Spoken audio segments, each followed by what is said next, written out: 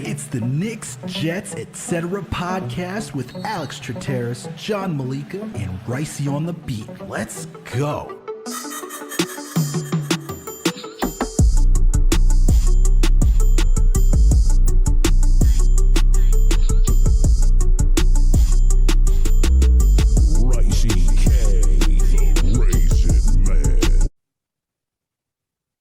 What's good, everyone? Alex Trataros here with another Jets episode of the Knicks, Jets, etc. podcast. And with me is always my buddy, my close pal, the man with a plan, the one and only, the man, the myth, the legend. He bleeds green and white, orange and blue, just like myself.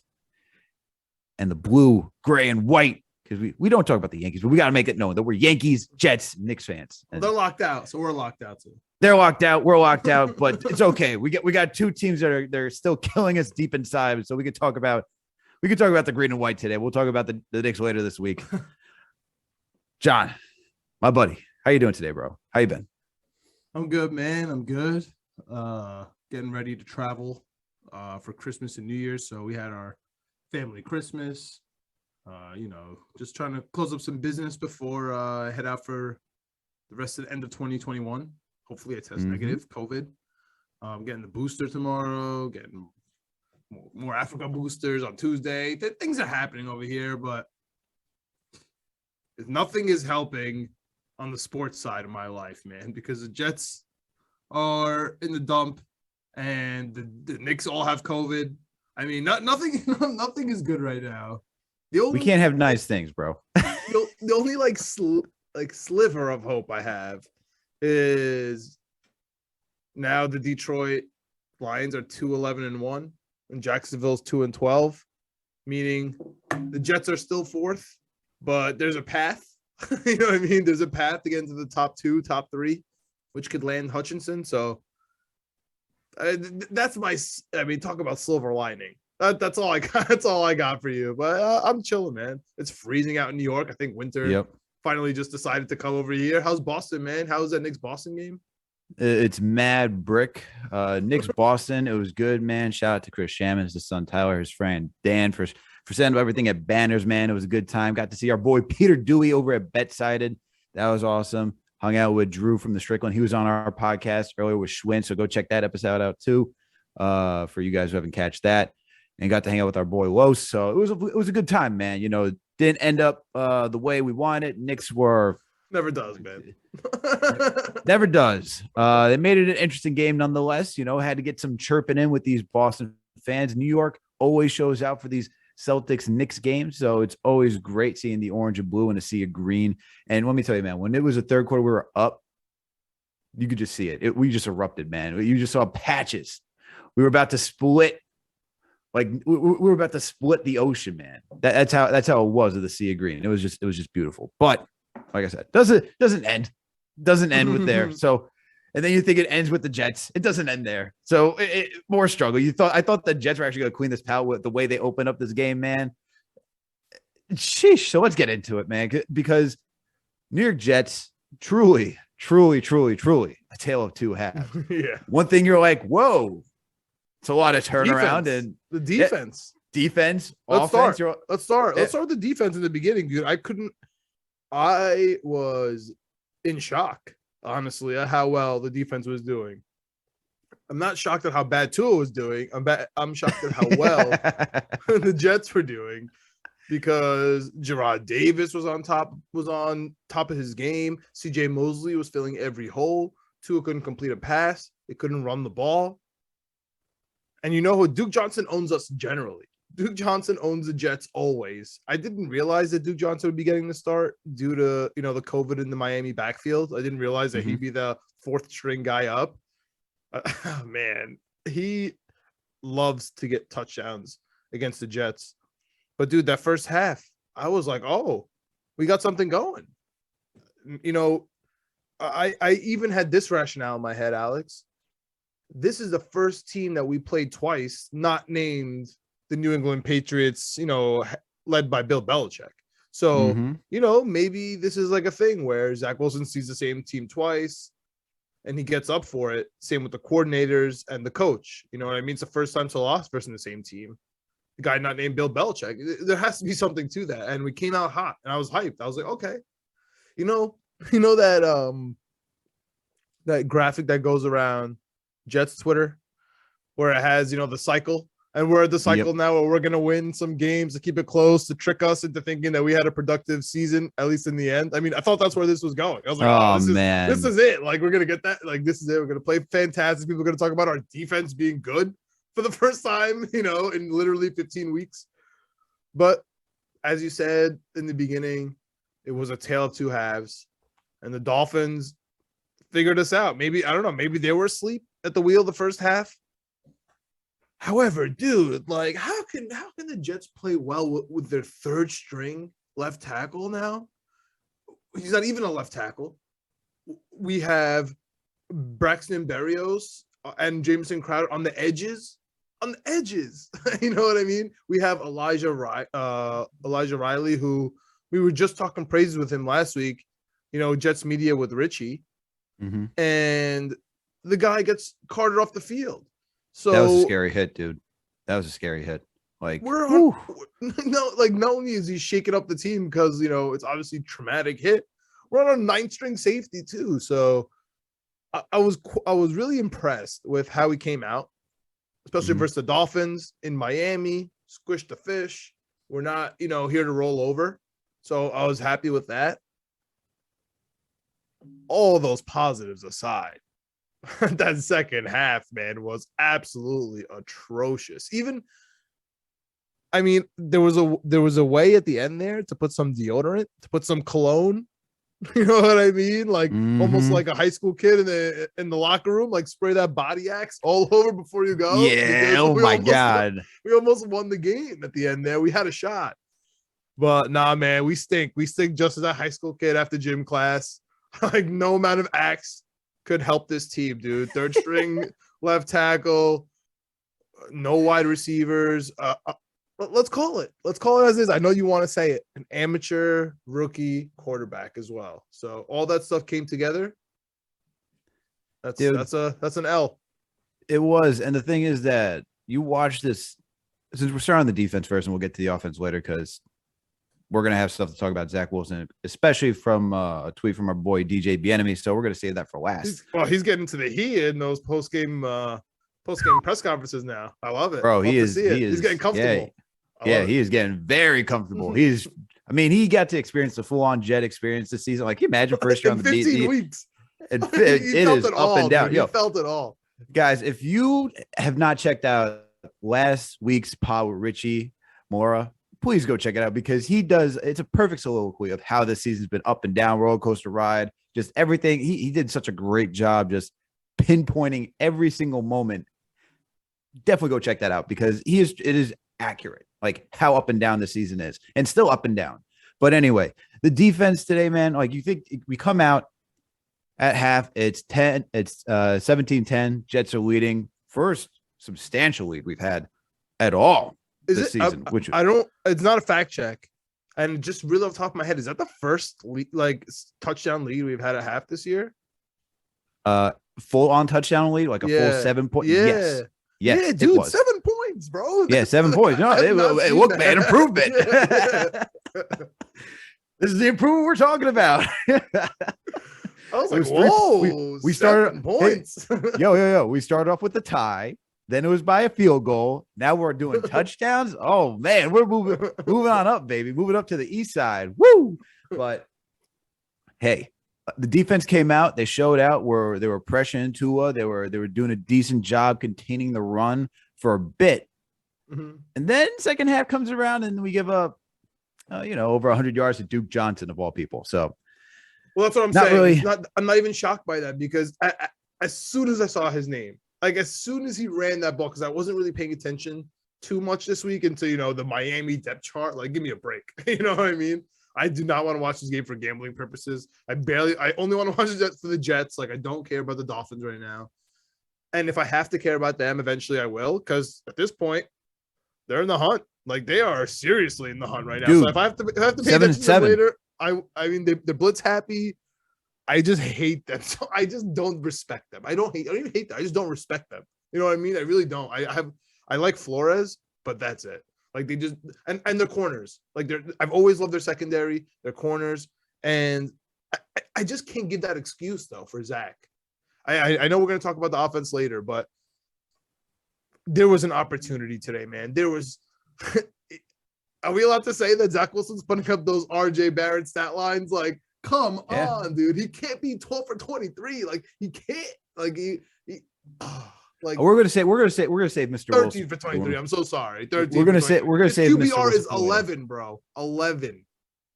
We're gonna save Mr. Wilson for later, but I want to finish up with this defense because hold on. Before we get over to the offense, we gotta give a shout out to our guy Brandon Eccles with the first pick 6 of the season, my man. First pick six. Yo, that he read it perfectly. You want to talk about guys that are improving? Bryce Hall, Brandon Eccles are improving right before our eyes. Have we found the number 1 corner yet? No, but we got 2 good number 2 corners in my eyes. That's what it looks like right now. Sure, we could see someone could take another leap next season, but the way these guys are progressing on the edges, like, I'm impressed, guy. I'm impressed, bro. Okay, like, that's fair. On the defense, did Michael Carter get hurt at the end, or did Guidry just replace him for bad play? I forget if Michael Carter. I wonder, dude. There's been. I don't know if we have a nickel. Every year we draft a nickel, and I don't think we have a nickel. It was so funny today. We're watching Buster. He's a gadget. Guidry's a gadget player because he can blitz because he's got speed. That's what they like to use him for. Yeah. Well, they could do some bit of coverage, but Guidry's not. He can't. That's the thing. He can't cover. So you want to use Michael Carter if you want to cover. I'm not that sold on Michael Carter. I guess that's where I'm going with this. That's fine. I respect your opinion on all the other guys. I'm just Michael Carter. I want him to be on the team. I want him to compete next year, but I'm not sold on Michael Carter and Bryce Huff. To be honest with you, Bryce Huff, dude, you've been calling it out from the very, very beginning, Alex. I don't know if you remember. You've been calling him out from the very beginning, like, yo, if you're going to QB spy, then cover and QB spy. If you're going to get back, then he just can't do it. Huff can't do it. Like, I like him. He's a nice guy. Like, I've been on his, but dude, he's been really getting to me. That's the most New York thing. He's a nice guy, but doesn't really do his job. Yeah, like him and Michael Carter have been hurting me a little bit. Just if I could be nitpicky with those 2 positions, because of course our secondary and our D line are best units on our defense. Mm-hmm. However, I would say that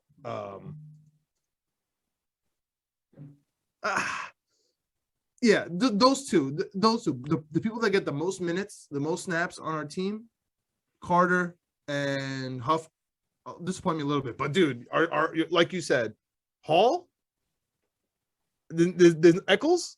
I mean, there's nothing bad you could say about those guys. Those guys are here for the absolute future of this team. So, yeah, and we'll get more into the defense. But John, you know what we got to do right now? We got this live ad read. Okay, we got to do this live ad read, guys. You know we're the official Knicks and Jets podcast of Fansided, right? Right, and Fansided is owned by Minute Media, and who else does Minute Media own? The Players Tribune. Okay. And there's a podcast over at the Players Tribune that you guys got to go check out. It's called the Knucklehead Podcast. All right. 3s to the dome, baby. 3s to the dome. It's hosted by former NBA players Quentin Richardson. We'll give him the full name. Former New York Knick. Give him his respect. And it's so great that as a Knicks podcast as well, we get to say this man too. And Darius Miles. The Knuckleheads Podcast brings on some of the best NBA players, past and present, to have totally unguarded conversations about sports, culture, and basketball nostalgia. They're in their 7th season of doing the podcast, and they brought on guests such as Kevin Durant, Jason Tatum, Sue Bird, DeMar DeRozan. So guys, make sure to go check that podcast out. Okay. They also bring on musicians and other entertainers as well, high profile people in those fields as well. So make sure to go over and check out the Knuckleheads Podcast, brought to you by the Players Tribune, and they're on all listening platforms. Okay. Now let's get back to this, John. Wait, while you're there, the Darius Miles Players Tribune about his life growing up, unbelievable. And while you're there, Demaryius Thomas article about his mother and his upbringing, also unbelievable. RIP to DT. Both of those articles are unbelievable. Of course, there's other Players Tribune articles that you should get into, but if you read the Darius Miles Players Tribune, there is literally no chance you're not listening to that podcast. I'll tell you that right now. I gotta go check out the Darius Miles It's really good, dude. piece. It's really I good. do like. I love the Players Tribune. They Yeah. do such an awesome job, man. Listening to athlete stories, man. It's such a Yeah. great way. It's Yeah, sick. firsthand, bringing perspective. I really do enjoy it. Shout out to But getting back, shout out to the guy, man. Shout out to the guy. But let's get back into this, John. Let's wrap up on the defense, then move over to this offense. You know, we had our two usual suspects killing it in the middle of the field with CJ Mosley and Quincy Williams. Those guys just getting in on all the tackles, man. We're talking about double digits. We're talking about 11. Pretty sure it was 11 for Quincy Williams, 14 for CJ Mosley. These guys are killing it, man. Obviously, it's tough because we need also linebackers that can work in coverage. You saw that we're getting attacked out and I'm ready for the draft. as well. Don't worry, Alex. I'm scouting right now. They're coming. Thank you. I've been screaming Micah Parsons. You see how Micah Parsons looks. You see it. Don't worry. Draft is right around the corner, baby. even though Mike Gesicki didn't go off, he had 5 for 43 yards. 20-yarder was the longest, and he had 8 to targets. So it wasn't too bad. It wasn't as bad as we previously seen. But dude, I don't know, man. That Duke Johnson catch for 20 yards, that pissed me off so much. So I don't know who that's on. Like, I didn't watch it. I'm pretty sure it's on the linebacker. Like, that 20-yard catch really pissed me off. So I don't know. It's tough, man. Yo, it is tough. It's tough out here for this defense. But the linebackers. I think, and then you see, I think we could see Quinton Williams struggling a little bit with playing through injury. So he's trying to tough it out, man. As I said, he hurt his shoulder, so he wants to finish the season strong. He likes the season that he's had. He doesn't want to be out, but you can see it's a little rough, man. But overall, this defense. Shout out to CJ Mosley. To give up 21 points, more than 21 points, but to give up over 20 plus points in the second half. It's not all on the defense, because the other side of the ball, which we can get into right now, has to do their job. Okay. When it comes to Sheldon Rankins, Sheldon Rankins and CJ Mosley. Those are my MVPs today. I know Rankins didn't get on the board much, but I like the way he played today. But yeah, go ahead. Yeah, no, I mean, I'm just looking at the offense, and we came out guns a-blazing in the first half, right? And it then was non-existent in the second half. And you can't not put this on Zach Wilson. And we're going to do it right now, because this is where DJ's tweet comes in. He asked Zach Wilson at the end of the game how much responsibility falls on him that the offense is averaging 16 points and hasn't crossed 300 yards since he's been back under center. And Zach Wilson's response is, yeah, I don't worry about that stuff. And DJ thinks it's not a good look for the QB. And then you have guys like Bart Scott, Ledger Duzable, and Willie Colon giving their takes on it. Obviously, Ledger and Bart weren't too thrilled with it. Willie Colon was more understanding. John, where do you sit with this feeling? Damn, I was hoping you told me what you thought first, but I'll go into it, man. First of all, shout out to DJ. He's a friend of the show, a friend of ours.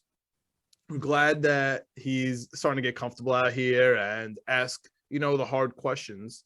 And, I forgot which one of, honestly, all those guys on SNY are our boys, right? Whether it's Duzable, whether it's Cologne, whether it's Bart Scott, we love those guys. We love their opinion. Mm-hmm. We listen to them literally every week and daily. So we respect them. We know they're in tune with the Jets. And one of them said it, and they were so right. DJ is calling out Zach Wilson right in front of his face. On the very face of what's happening, he is straight up to Zach Wilson's face like, yo, translation, yo, Mike White, Joe Flacco, and even Josh Johnson all play better than you in this offense. Like, what's up? And obviously, Zach Wilson has to be the quarterback and of the New York football team. You know what I mean? Like, regardless, like, of the New York media, and he has to not put any of those players under the bus because of injuries. He cannot say anything bad about the players that are on the field with him. and he has to be humble, right? Like right off the bat, like no matter what the question is, that's the very baseline. He can't say anything bad about the coaches. He has to put on himself. Where Zach Wilson is sitting, the season's over, obviously. However, for him, if you remember a couple of weeks ago, 1 week after the injury, we came back the game with the injury in the post-game press conference. He said, you know what? This is a new year for me. I had the first half of the year. I played terrible. I got injured. I came back this game. Now this is a new year. So I really do believe that in his head, the whole Jets team with LaFleur up in the booth, like it's a whole new season. Like remember that whole thing where we couldn't even like pass the ball? Like that's not even a thing anymore. Like it's a whole new regime, I believe. And that's where I think Zach Wilson's going. And I'm kind of siding with Cologne on this one. What do you want Zach Wilson to do? Like, what is the perfect answer there? To say, yeah, man, we need to get it right. Like, okay, like that's what I try to do. I always try to put myself in that guy's. We're old enough, Alex. You know, we're attorneys. We've had to sit and answer hard questions and in public. You know what I mean? And you just put yourself in his position. How should he answer that? Yeah, dude. You know, we've had tough times. We've had, you know, we're working on it. We're trying to get better day by day, week by week. And as long as we, you know, get better from last week, I think that's an improvement. Like, yeah, of course, if you say something like, I don't care, everybody's going to jump back at you. The guy that you asked the question to, you know, asked the question, he's going to definitely be pissed about the answer. And all the naysayers, dude, we're 3-11. Like my friend, like, okay, so we had like people coming over, right, for Christmas, whatever, and they know I'm a Jets fanatic, right? And they like make a fun. My aunt's like, you're obsessed, like he's like, because there's Jets hats all over, like Jets Christmas hats all over, so they're like, you know, joking around. And then like one of them just like jokingly like pulled out like the schedule just to see, like they don't know anything about football, so they're like checking the NFL standings. Like, let me just look at the Jets, and they're like, yo, they're 3-10, like they're 3-10, they're 3-10. Then you root for this team, like you go to London for this team, like you get cold for this team. I was just like, yeah, like you have a really good point. And like that's from the casual fan. So like think about the guy who's like watching Zach Wilson week to week. His QBR was 11. Like it was 11, Alex. So it's all fair criticism. I'm not mad at Zach Wilson for this game. I think he had a great game. I'm not mad at him for how he answered this question. There's no right answer. There's no wrong. There is a wrong answer, and he might have, you know, told the line towards the wrong answer, but there's no right answer, I guess is my point. I don't think anything of less or more of him after that press conference. However, I do think more of him after this game, which is so sad because it was 13 for 23 with an 11 QBR. I can't stand that number. I have to keep talking about it with no throwing touchdowns, no turnovers, but he had that rushing touchdown. Yep. So it was a QB sneak, whatever. So even that, I'm impressed with him. So that's my take. My take on his question, I don't really care. I guess that's my answer. But on his game today, I think he impressed. As sad as that is, it's so sad. But I think he did well today. And so outside of the performance, the first half he was good. Second half, not good. Like I'm not gonna be like, oh, it was a good performance. We saw a tale of two halves once again. We saw some inaccuracies. We saw all the stuff that we've been talking about throughout the season. With regards to his answer, I agree with you. You actually took my response. I do side with Willie Colon more between what Bart Scott and Ledger had to say, and I think they're it's a little too much. Okay, they're annoyed, and yeah, but they are annoyed. But at the same time, once again, like you said, put yourself in Zach's shoes. It's been a very rough season for him. Okay, injury, bad play. He's getting heat. Rookie coaches, players. He has how many quarterback coaches in his ear? He got 3. One. Like, but he just got like a real 3, one, like 4 people in his ear. He's trying to figure out being pulled in different directions on how to play. It's stressful for him, man. So when you come out and you think, and everyone's trying to help you, everyone's trying to get you on track, and then he's trying to do more, and it's just frustrating for him because he's used to success, and now he's in a situation where it's not successful. There's no way to paint this as success. Okay, There's no way this season you could paint it as success. So for him to give an answer like that, I get it. Like I get why he's frustrated, because if I was in that situation, I'm working my ass off You know, My in knee's about to practice, bust off. yo, right? And it's just I traveled to London. Like, not me personally, but like if I I'm know. Zach Wilson, like I traveled Yeah. to London, I did all this stuff. Like I'm here, I'm I was showing down up. 17-0 every week. You think about Okay. how I feel. You know Yeah, what I mean? like you think I want to get injured and have Mike White come out here and create quarterback Yeah. a quasi quarterback controversy? Like that's not what I want. But Yeah. I'm trying my best to work out here. It's my first year in the NFL. It's hard. It's difficult. So I get that he's frustrated. I will say that they're going to chew you up, man, if you keep doing this. So That's you got to toe the line. You got to toe the line of how you respond. So that's where I say, do I understand where he's coming from? Yeah, I don't worry about that stuff.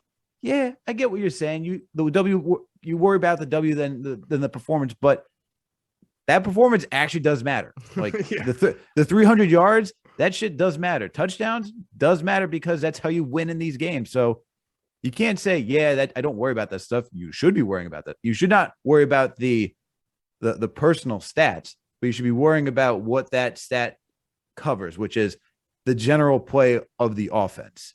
So, because they need you can't rely all on the running game. They also need you to do better. But I get his frustration. Overall, I think Bart Scott. It's funny. I would like to read Curious George again, go back to a simpler time, but I can't. So That's so funny. Read anything. But read how leadership. Read Curious George. Art of War. Read that book too. Also a good book. But look, I think it's a little too much. I get it. And I also get Ledger and Bart's jobs too. Like this season's a wash, man. Like what we're doing right. Like for the last 20 years has been a wash. But no, but really trying to create content and figure out like what to talk about, right? Yeah. For these guys, when you're like heavily centric, like what do you talk about? Like these guys are like they want a good team. When it's I know us too. We're here too. I know it's tough out here, as you always say. So I get their standpoint too. Like from everyone's angle, it's like, look, man, I want you to do well so I can praise you. So I have to come out here and create something that's interesting and engaging, because the things that's going to engage somebody, if I have to slander the shit out of you, so that way people start clicking up. You see Twitter from this video just starts to ramp up because that's what it is. But at the end of the day, DJ asked a fair question. Like DJ's being comfortable in asking a fair question. Now, Zach did come out and open up the game very well. He went 6 for 9 for 66 yards in that first drive, right? You get Braxton Berrios within 10 plays, 83 yards. They march down the field. You have that end around to Braxton Berrios for the 2-yard rush touchdown. I can talk about him all day. I know. I love Braxton Berrios. And he threw that shoulder. He could be a Jet for the rest of his life. He really can. You and Greg say like the Wayne Corbett. It's really like the Wayne Corbett, like a dude who's just busting his ass to like stay on the team. Yeah. He works hard, man. He got cut off the Patriots. His girlfriend is a 10 out of 10. It's our Danny Woodhead. He's our Danny Woodhead. The guy has everything, man. The guy has everything. And you know what's so funny that you point out Zach Wilson's first drive? I didn't realize that it was 6 for 9. Dude, that's half his completions. He got 13 completions in the game. Yeah. And then 6 of them was in the first drive. And that's why it bothers me, because like I look at Tua's stat line and you could tell if someone watched the game. Because like, okay, Zach Wilson, 13 for 23, 170 yards. You know, Tua, 16 for 27, 196 yards. Sounds good. 2 touchdowns. You know, Zach has the 1 touchdown. Like the numbers are pretty similar. But Tua looked good today. Dude, he had some throws that landed right in the breadbasket. He had some dimes to Gesicki. He had some terrible throws too, right? But don't get me started about Devontae. I need Devontae Parker this entire season, man. I'm so angry. Dude, the Dolphins need Devontae Parker every single season, and he comes up for literally 2 weeks a year. And it just happens to be versus the Jets. Oh man. But anyway, getting back on track to Zach Wilson. Like, look, even in the first half in total, right? He went 9 for 14 for 118 yards. Like, he was completions. Dude, everything goes into different context once you told me that first drive. He had 3 completions for the and rest think of the about half. that. And that like we think about the first half, like he helped this team march down the field to get like 17 points. Like we're talking about a 17-point lead that we 17 points in the first half, 7-point lead, a full-on touchdown. Okay. We scored 17 in the first half, huh? Wow. Scored 17 in the first half. Look, in the first quarter, we had 16 plays. We had 16 plays that tallied to 10 points. And time of possession was 6 minute? We had a 6 minute drive, then a 2-minute drive that went to the field goal. And then for the last touchdown, Interesting. before the half, it was 4 minutes. Like the Jets were moving the ball, like, 10, 6, 8 plays. Like Zach Wilson was doing stuff out here in the first half. So that's why you look at him in the first half, you're like, okay, balls weren't always, they were in the general vicinity for the most part. Like, he's got to get better with the accuracy, which we could talk about full on. That, that was the thing that he came out of college with. That was supposed to be the thing, is that he was an accurate quarterback. But Josh Allen's not accurate, right? God. I don't know. Look, I don't know what tape means but this anymore. is the thing. But that's the thing, right? So I'm not concerned, because if someone like Josh Allen, who had accuracy issues, can get better, I'm not worried about a guy who came out with. I think he's he's in his head a lot. And listen to the Can't Wait podcast by the Athletic Connor Hughes. Good podcast. Checked it out. And after the Saints game, he was talking about how essentially Zach Wilson has the yips and he's trying to do too much. He's trying to do some Aaron Rodgers-esque level quarterback playing. And they referenced when he was out in Atlanta, and he's trying to look off the safeties and the cornerbacks, but then do a complete body motion to like this advanced body motion that Aaron Rodgers, Pat Mahomes can do. But he's a rookie. He can't do that. He's not. He went from the foundation to just going to expert without even working out on the things he needs to do at the NFL level. So he needs to go back and do things. And on top of that, you have 3 or 4 dudes in your ear on how to play quarterback. It's a lot, man. It's a lot. Everyone's telling, like, can you imagine having 4 people in your ear to how to be an attorney? Well, let me tell you, John, you got to really work about writing. No. You need to work on your public speaking. No. You got to work on your analytical and reading skill. Can you imagine having 3 people and like, what the hell do I focus on? So I only feel for this dude, man. I only feel for this dude. But then to come out in the second half and only throw for 52 yards, it's rough, man. That's rough. So RJ Barrett's stat lines is not what you want from your quarterback. I'll tell you that much.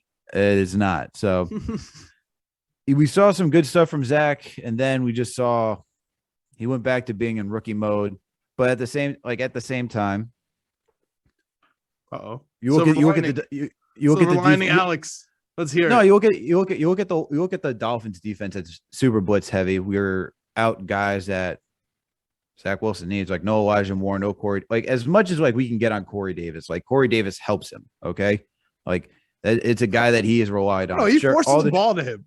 Like, I really don't know. Yeah, he does, and that's another. That's another thing about Zach. Like, he has to learn not to force the ball. But what are we working with? Jameson Crowder today didn't work. Yeah, but look what we're working with here. Like Michael Carter coming off an injury, didn't have a good outing. 8 carries for 18 yards. Then you have Tevin Coleman, who led the way with 8 carries for 50 yards. So your running game was inconsistent, which we said we needed the running game to really establish what we're going to do today. But that didn't work out, especially when you need also your quarterback to help the run. It's a balance. You need, and if your quarterback can't help in the second half when you have now the lead and now you can start running the ball, get a not too conservative, but get a little conservative, start to not fully run out the clock, but just establish that balanced offensive attack. It's just he didn't get the full-on team effort, and this is where I'm saying, like, for Zach, it's just tough. It's tough, and when you have to throw to obviously Jamison Crowder, Braxton Berrios are best wide receivers out there. Ryan Griffin, Howard Croft, Keelan Cole. And then let's not even get into Denzel Mims. Denzel Mims, you got 3 targets today. This guy's Denzel Mims. You're such a disappointment. But I was gonna, it's so funny. I was gonna say I was waiting till you're done here to make 2 comments. One, I am done with Denzel Mims, so I'm so happy that like I've been trying to say that. I'm like, I'm done. Thank you very much. I will take a conditional 6th round pick. Seriously, I'm just done with Denzel Mims.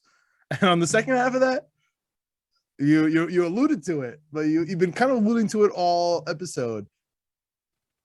Talk to me about that trick play in the first drive. Like, that's really what it was. Like, that's why we, like, without that ridiculous trick play, I don't know what we do. If we're gonna even have those. We needed more trick plays. We needed more trick plays. Did you like that though? Like, what do you think about that? Like, when you see that kind of crazy stuff from like this year's Jets, like, it's not Brad Smith where we're like really good and we're trying to find like a gadget here to just like open it up to like, have the defense on their heels. No, this is like desperation trick plays. Like, we're straight up doing hook and ladders on the first drive. Like, what do you think about man, that? whatever to get this team. You have to help build some sort of confidence with this team to get going in this game. So whatever you need to do, whether that's trick plays, gadget plays, shit. If the Wildcat is getting this team going, go run the Wildcat. I don't care. Wow, you need to build this. This team is struggling. So man. desperate, Look, bro. So desperate. but we are like, what position is this So team in? desperate. This team is so desperate. You need to do something to spark some life. So if that's the way you can get a touchdown,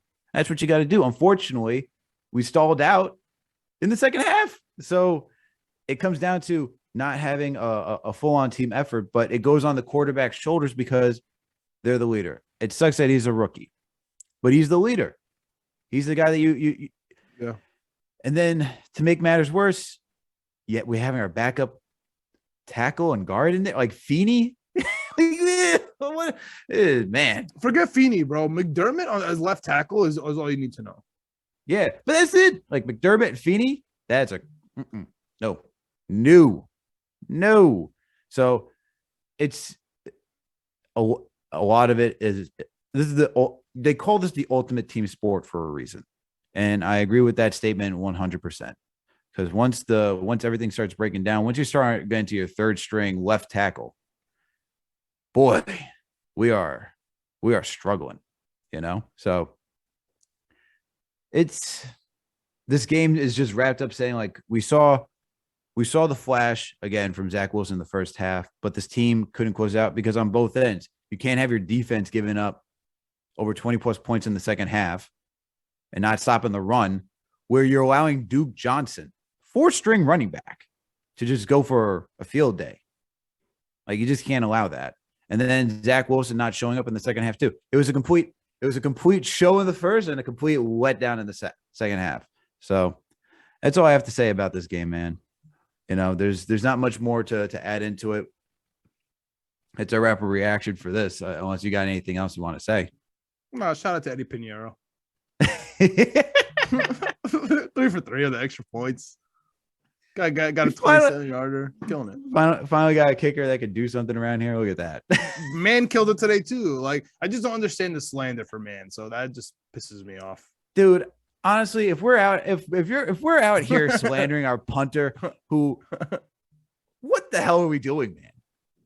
He had an injury. Double doinked. He double doinked it in today. Like we had, come on. Brandon Mann was injured. Can we just relax? Like the punter is not someone I'm killing. Like I kill the punter when it's when you're the New York Giants and it gets the Philadelphia Eagles and you get kicked to Deshaun Jackson. That's when you get to kill the punter. Yeah, I agree. But if your punter is like, what do you want him to do? Like he's not winning you games on a consistent basis. Right. Let's relax. You want to kill the kicker for missing field goals? Kill the kicker. Next thing you know, we're gonna be attacking the long snapper. God damn it, that wasn't a crisp spiral. Yeah, you're right. No, you're totally right. I think it's nonsense, but I like to shout out to the special teams on a week by week basis, just so we have a record of it. They need love. Yeah, no, they need love. Yeah. They need love too. They need love. And this is all about Hardy too. Yeah, man had a good game without Hardy. Well, shout out to him.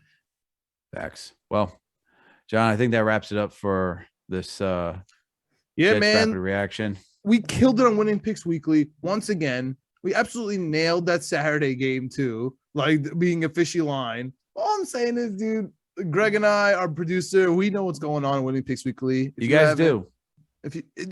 Maybe we don't get the pick right at the end, but we definitely have the conversation right. At least because we sometimes split the picks, so we can't always be right, obviously. But we definitely have the correct conversation, leading you on the right path.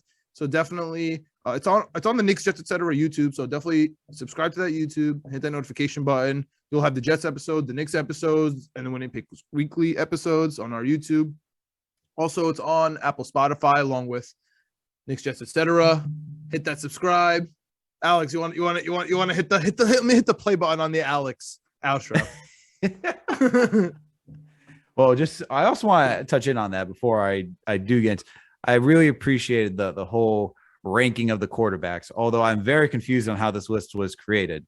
We're going to need this list to be a little bit more tight and crisp. Listen, Alex, not blaming you. They come for our Winning Picks Weekly gambling pod to go through the full slate. They do not come for our quarterback rankings, especially Greg's, because I don't know what that boy's doing. So they come for our Gave the game. The guy is good. He had the Chiefs nailed. I mean, the guy is good. He can't get Atlanta right. He knows what he's doing with the teams, with the quarterbacks. He has hatred for Russell Wilson. He likes Derek Carr. Wants Big Ben. Ryan Tannehill. I don't know what's going on over there. Yeah, I mean, Greg, you're here. You can give us your old take if you want to explain why. No, I don't want to Ryan explain Tannehill. why. How does that sound? I don't want to explain why. If you want an explanation, if you want to hear the list, check out Winning Picks Weekly. Go give it a listen. It's towards the end of the episode after we run through the slate. And there's, I think we talked about it a little bit. There's no convincing you guys otherwise. We all have our opinions. There is no convincing us that Ryan Tannehill, Big Ben, and Derek Carr are better than Russell Wilson. Derek Carr's second in the league in passing, but okay, you guys feel a certain way. I feel a certain way. My God, the unlimited hate for Russell Wilson is ridiculous out in these streets.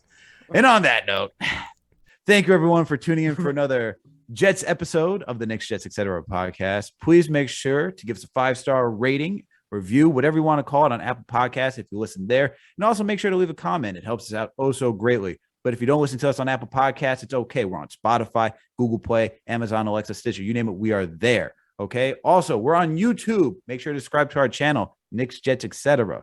All right. And also, while you're there, if you're watching the video, hit a like button, hit that notification bell. And while you're there, John just talked about it. Winning Picks Weekly. These guys are killing it, man.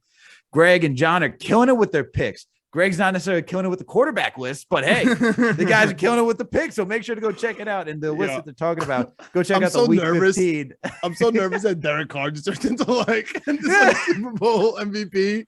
Meanwhile, Russell Wilson giving us his 8th pick and then getting traded. Greg's gonna be on top of the world. It's gonna be a fun offseason.